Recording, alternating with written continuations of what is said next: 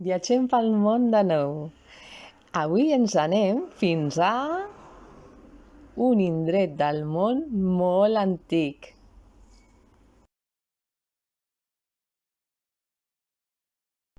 Situat al continent africà. Hola de nou, maquíssims. Què tal? Com va aquest dia meravellós? Espero i suposo que superbé. Bueno, ha arribat l'hora de viatjar pel món, perquè estem a dijous i els dijous ens anem sempre de viatge a un indret del món diferent. Les anteriors setmanes, si us recordeu, vam anar al Marroc per conèixer la Universitat del Carawagin i la setmana passada vam anar a Bangkok a veure el temple del Buda reclinat. Què fem avui? Doncs avui tornem al continent africà, però a un altre lloc que està una mica més a l'altre costat, més cap a la dreta, i visitem Egipte. Apassionant, no? La veritat és que és una passada. És una passada tot el que representa aquesta civilització egípcia, tot el que ens va deixar de monuments, de cultura, jeroglífics. És una passada. La veritat que val la pena fer una visita així per sobre. Ens anem concretament, que ens ha proposat la Imma, que és una usuària d'Esgram, que ha viatjat moltíssim pel món i en sap molt, i ens ha compartit la seva informació, que li dono les gràcies, Imma, petonet molt fort, i així per saber una miqueta més d'aquest lloc tan meravellós. Ens anem al temple d'Abu Simbel. ¿Vale? Bueno, en realitat és un lloc arqueològic que hi ha dos temples, el d'Abu Simbel i el de Nefertari. Ara veureu el vídeo, ¿vale? I és superinteressant, de veritat, i les imatges, bueno, la informació i tot. Moltes gràcies, Imma, un altre cop. I bueno, ja. Vull començar? Ja, ens anem? En 3, 2, 1, agafem l'avió i vinga, cap a Egipte. Un petonet molt fort i després torno per dir-vos alguna coseta. Mua! Viatgem fins a Egipte. Egipte està situat a la banda oriental del mar Mediterrani i el continent africà. Seria un desert si no existís el riu Nil. Aquest riu fa que Egipte sigui un imperi agrari. Avui concretament la nostra curiositat ens ha conduït fins a la governació d'Aswan. És en aquesta governació on està situat Abu Simbel, que és el temple que volem anar a visitar. Abu Simbel és el nom d'una petita ciutat d'Egipte que significa la muntanya pura. Està situat a la governació d'Aswan, a uns 10 quilòmetres al nord de la frontera amb el Sudan, a uns 240 quilòmetres al sud de la ciutat d'Aswan i a la riba oest del Nil. Està a tocar de la desapareguda segona cascada del Nil. Té 10.000 habitants, més o menys, i un aeroport per a petits avions, principalment per al servei dels turistes, ja que actualment viu d'això, del turisme. És un conjunt de dos monuments que va ser construït pel faraó Ramses II, del que parlarem després, per commemorar la victòria de la batalla amb els nubis i així demostrar el poder que tenia. La ciutat dona nom a un conjunt arqueològic de dos temples egipcis que van ser salvats de les aigües del llac Nasser quan es va construir la reclosa d'Aswan. Llavors van ser reconstruïts exactament pedra a pedra en un lloc proper més alt, amb el suport internacional. Aquest projecte va començar el 1963 i va costar 36 milions de dòlars de l'època. Aquests dos temples estaven construïts dins una roca en el seu lloc original, que era al costat del riu. Al construir la presa d'Aswan, el nivell del riu Nil pujava i havia el perill de que aquests temples tan impressionants, de 3.200 anys d'antiguitat, es quedessin sota l'aigua. Aquest temple el de Ramses II i el de Nefertari, van ser desmuntats en blocs i traslladats a uns 200 metres de distància endins i a un terreny de 65 metres molt més elevat. D'aquesta obra, de tanta envergadura, se'n va fer càrrec la UNESCO i van intervenir 20 països i tan sols en 6 anys es van fer el trasllat. Això s'ha de veure per apreciar la grandiositat d'aquesta obra, ja que els van deixar idèntics als originals, inclòs un fenomen solar que es produïa 2 vegades a l'any, el 21 de febrer i el 21 d'octubre. Sols que es van equivocar i ara és un dia més tard, el 22 de febrer i el 22 d'octubre. Aquest fenomen és que els rajos solars, al sortir pel matí, entren dins del fons del temple i il·luminen les estàtues de Ramses II i dels 2 déus que té una a cada costat, el déu Horus i el déu Amon-Ra. Les estàtues de la façana tenen 20 metres d'alçada i les columnes de l'interior estan decorades amb imatges del faraó i de la Nefertari. Els temples d'Abu Simbel van ser declarats Patrimoni de la Humanitat per la UNESCO l'any 1979, amb el nom de Nubian Monuments, els monuments nubis.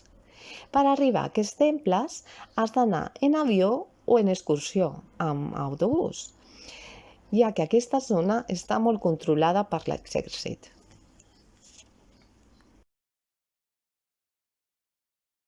Parlem ara amb més profunditat del temple d'Abu Simbel.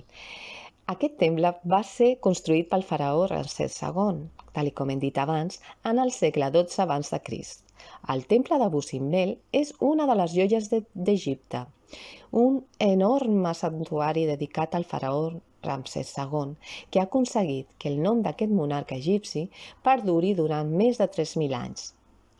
Encara que el temple de Ramsès és el més conegut d'Abu Simbel, el complex està compost per 2 edificis consagrats al culte als antics déus i faraons.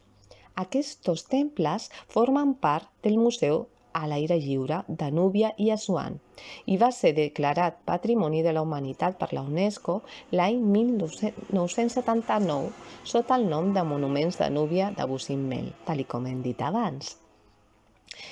Es trobava totalment recobert per la sorra fins l'any 1813, quan Burckhardt va trobar el bust d'un dels colossos. Al 1815, Balsoni, després de llevar una quantitat gran de sorra, va descobrir la porta d'accés i entre el 1964 i 1968, com hem dit abans, va ser desmuntat i traslladat pedra a pedra per posar-ho en un lloc segur i impedir que se submergís per sempre sota l'aigua del Nil.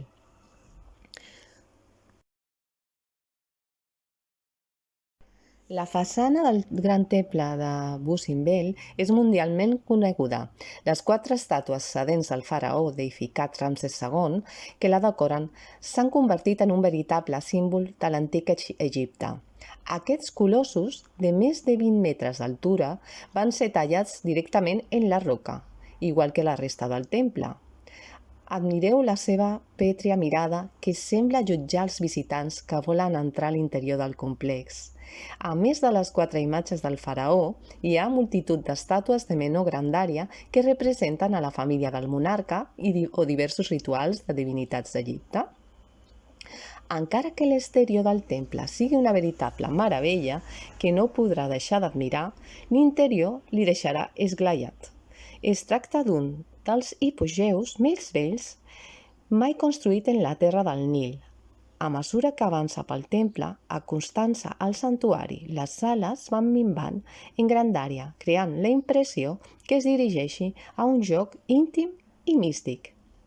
Esment especial mereix la sala hipòstila del temple d'Abu Simbel, situada a l'entrada, a més de les 8 enormes columnes que representen el déu dels morts i la resurrecció, amb els 3 físics de Ramsès, està decorada amb nombrosos relleus que mostren les victòries militars de Ramsès II, especialment la batalla de Kadesh. No es perdi la imatge del faraó sobre el seu carro perseguint els guerrers hiites.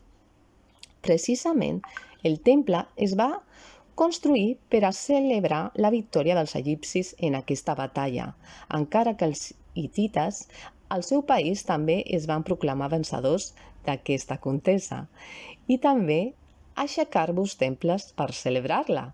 La importància de la batalla de Kadesh resideix en que és la primera batalla de la història que va ser documentada i que va donar lloc a un acord de pau entre totes dues civilitzacions. Una vegada passada la sala hipòstila, accedirà al santuari, on podrà contemplar les estàtues dels déus, els quals es rendeix culte. El propi Ramsès, ja que a l'antic Egipte els faraons eren considerats reus. Rahor Adji, el déu del sol, que barreja les figures de Ra i Horus. Amon, déu principal del panteó Tebes, i Pat, el déu de l'inframón, i la Duat, el més enllà de l'antic Egipte. En el temple Abu Simbel es produeix un fenomen curiós, el que hem parlat abans. Cada 21 d'octubre i de febrer, segons alguns experts de les dates de naixement i la coronació de Ramsès II, els primers llamps de sol travessen el temple fins a arribar al santuari i il·luminen les estàtues de déus, excepte la de Pat, que per la seva condició de déu de l'inframón roman misteriosament en la penombra. Aquest fenomen solar és un veritable desplegament d'enginy i de coneixements astronòmics dels antics egipcis. La reconstrucció va ser minuciosa fins a l'últim detall i es va respectar fidelment el disseny original del temple. No obstant això, a causa d'aquest canvi de posició, el fenomen solar d'Abu Simbel es va retardar un dia. Així doncs, ara ocorre el 22 d'octubre i el 20 de febrer de cada any.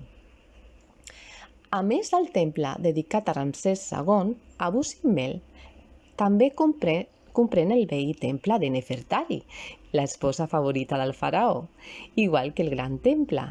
Aquest petit santuari també compta amb estàtues excavades en la roca adornant la seva façana. En aquest cas, són 6 les figures que representen, 2 de Nefertari i altres 4 de Ramsès II. A l'interior d'aquest temple consagrat a Hathor, la deessa de l'amor, és també una veritable meravella. També hi havia una vintena de temples amenaçats per les aigües de la presa que es van desmuntar i es van empaquetar en caixes de fusta a l'espera del seu nou emplaçament. Alguns d'ells els van regalar als països participants amb l'obra de la que hem parlat abans, com és el Templo de Devot, que actualment està al centre de Madrid. Ara parlem específicament del temple de Ramsès. Primer passarem a dir qui era Ramsès II. Ramsès II va ser un faraó de la dinastia 19 d'Egipte que va néixer al 1303 abans de Crist. Va governar 66 anys i va morir als 90 anys. Per aquella època va ser molts anys. Va fer moltíssimes edificacions i va tenir moltes esposes. La primera d'elles, Nefertari, que és l'única que li va fer un temple al costat seu i entre tantes esposes i concubines, i també amb les pròpies filles. Va tenir més de 100 fills. El temple s'obre amb un pòrtic que condueix a un atri i una terrassa, on es troba la impressionant façana excavada en la roca, de 35 metres d'amplària per 30 metres d'altura, en la qual estan els 4 famosos colossos sedents de Ramsès II, d'uns 22 metres d'altura. Aquests colossos estan acompanyats de petites figures col·locades entre les cames que representen els seus parents. El temple es va construir aprofitant les cavitats existents, ara dedicades a divinitats locals, i engrandit la planta per adaptar-la a les noves necessitats. Només apareixen cites de Ramsès II, excepte un escrit de Sipaf, Joan als déus, que es troba en la paret nord de l'entrada. La construcció va ser planificada de manera que 2 vegades a l'any, això que hem parlat abans, quan el sol sortia per l'horitzó, Els seus raigs penetraven per la porta i després de projectar-se en una gran sala de 8 columnes, la segona, el vestíbul i el santuari incidien en les 4 estàtues del nínxol de la part posterior que s'il·luminaven per complet. Parlem ara de la façana. Els colossos de la façana representen a Ramsès II amb els nemes, la doble corona de les dues terres, la barba postissa, símbol del faraó en vida, el collaret i un pectoral gravat amb el nom de coronació. A més, porta braçalets decorat amb cartutxos. Els 4 colossos van ser excavats en la roca i estan realitzats de manera molt cuidada. D'ells, 3 es troben en molt bon estat i el quart només queda amb peus la part inferior, fins a la cintura, mentre que part del cap i del pit es troben escampats pel sol. A cada costat de cadascun dels 4 colossos estan representats familiars directes del faraó. El colós primer, costat esquerre, conté la representació de la reina Nefertari, a la cama esquerra del faraó, Teba, mare de Ramsès II, i en la dreta el príncep Amon-Hotep, en el centre. En el segon colós, costat esquerre, es troben les princeses Ventata, Nebetawi i una altra que possiblement representa a Senefra. En el colós primer del costat nord dret està la reina Nefertari a la cama dreta, la princesa Bekhemut en l'esquerra i el príncep Riamsese en el centre. En el colós segon del costat nord, la princesa Neritamun, la reina mare Teba i Nefertari. En la base dels 2 colossos centrals hi ha una representació de les divinitats del Nil, que simbolitzen la unificació de les dues terres, lligant les plantes de l'alt i sota Egipte. Sobre l'entrada hi ha un nínxol amb un grup escultòric que, simbòlicament, representa una escriptura criptogràfica pel pronombre de Ramsès II, Usermatra. El déu Ra, amb cap de falsó, té a la cama dreta el jeroglífic indicant el cap i el coll d'un animal, llegit User, i la deessa de la cama esquerra representa Amat. A banda i banda hi ha baix relleus que representen a Ramsès II tornat cap al nínxol esquerre i en adoració dreta. En la part superior de la façana hi ha una filera d'estàtues de babuïns. En la part esquerra de la façana hi ha 3 deixants que representen a Ramsès II en adoració a Amun, Harmagis i Horus, el discurs de celebració d'un funcionari, Amon-Ra, i un text de 41 línies que descriu les circumstàncies del matrimoni del faraó amb la princesa Ita, oferta pel rei dels hitites. Després del colós nord, més extrem, hi ha una inscripció en la qual el faraó apareix davant Ra Horajit. En la part dreta de la façana es troba l'anomenada capella septentrional, dedicada al culte del sol. És un petit recinte a cel obert que conté 2 pedestals, en els quals es trobaven les imatges de déus que ara es mostren al Museu Egipci del Caire, i una representació de la barca solar amb un sacrifici del faraó Ra Horajati. En el costat esquerre del temple, en la seva part sud, es troba la capella meridional excavada en la roca. Es tracta d'una petita capella amb una altura de 3,92 metres consagrada a tot. A l'interior del temple es troba la gran sala hipòstila de 18 metres de longitud i 16 d'amplària, el sostre de la qual està sostingut per 8 pilars osiríacs, sobre els quals es donen suport d'altres colossos, 4 a cada costat, que representen a Osiris amb els 3 de Ramsès II. Els de l'esquerra porten la corona de l'Alt Egipte i els de la dreta la corona Psen, la doble corona del símbol de la unificació de les 2 terres. Cadascun dels colossos mesura aproximadament 10 metres d'altura. El sostre de la sala està decorat amb pintures que representen la deessa Nexbet, amb les ales desplegades i textos reals. La decoració de les parets mostra d'esquerra a dreta, des de l'entrada, Immolació de presoners i festeig de prínceps, escenes de batalles a Síria, Líbia i Núbia al costat de les ofrenes, presentació de presoners i a Ramsès II divinitzat a la batalla de Kadesh, immolació de presoners i princeses amb el cistró. A la dreta de la sala hi ha 4 cambres laterals que amb sostres estrellats contenen diferents gravats. A 2 d'elles s'accedeix des de la sala hipòstila i a les altres 2 a través d'un passatge que obre també a la sala. A l'esquerra, una altra cambra condueix a les altres 2 sales, emprades com a habitacions auxiliars del temple per a guardar objectes i no van anar mai acabades. La segona sala, hipòstila, té 4 pilars quadrats, amb escenes del rei abraçat per diferents divinitats.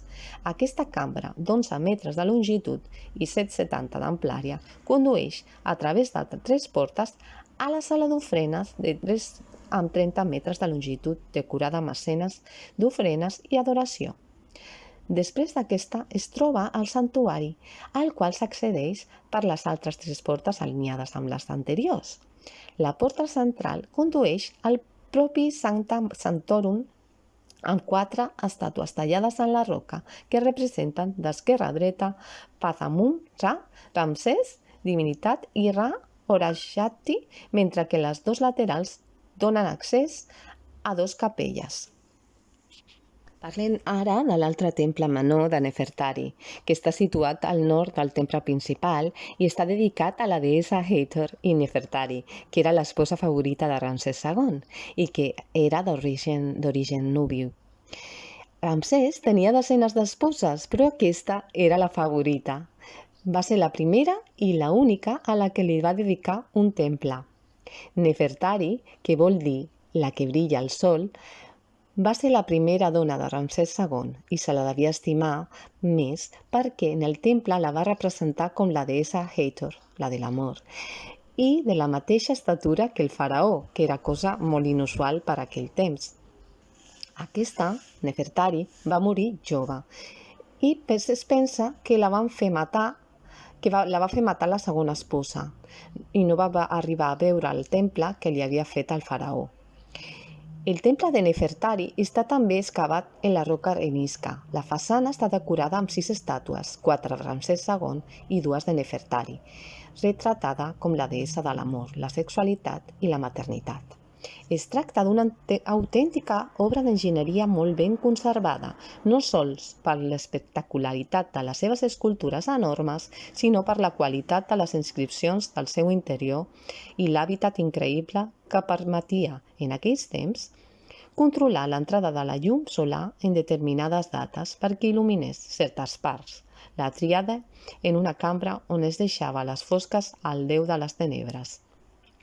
Les 6 són iguals de grandària, amb una grandària de 10 metres dins de les fornícules, una cosa poc corrent, ja que les estàtues que representaven el faraó solien ser de major grandària. L'entrada condueix a una sala amb 6 columnes centrals, esculpides en capitells decorats amb el cap de la deessa Hathor. La tomba d'aquesta reina està ubicada al Valle de les Regnes, en Luxor, i és considerada la més bonica de totes les tombes egípcies. És molt interessant la història d'aquesta dona i també podeu investigar sobre ella, que era molt estimada pel poble.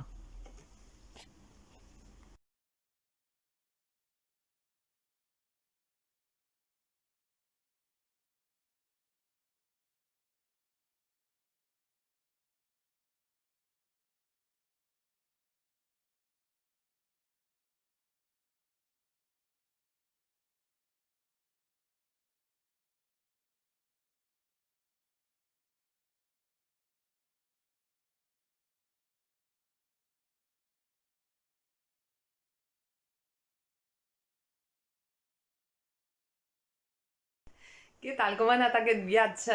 Bueno, començament de viatge, perquè continuem, Què tal? Què us ha semblat aquest temple tan apassionant i la història de Ramsès i de la Nefertari? Superinteressant, oi? Hi ha moltíssima informació sobre aquestes dues figures el faraó, no? I la seva regna. La regna va ser molt estimada pel poble i és superinteressant la seva història, la veritat. Doncs ara el que anirem, com sempre, és a investigar una miqueta més sobre al voltant de tot aquest temple, no? Començarem per Aswan, que és la zona, diguem-ne, on està situat, més propera, i després altres temples que podem trobar a Egipte. Així una mica resumit, per sobre. Vale? Doncs espero que us hagi agradat aquest viatge i ja sabeu que la setmana que ve tornarem a un altre lloc que m'ho deixo amb incògnita perquè ja m'han fet propostes i ens veiem la setmana que ve amb un altre viatge. Un petó molt fort i gaudiu moltíssim. Fins demà. Mua.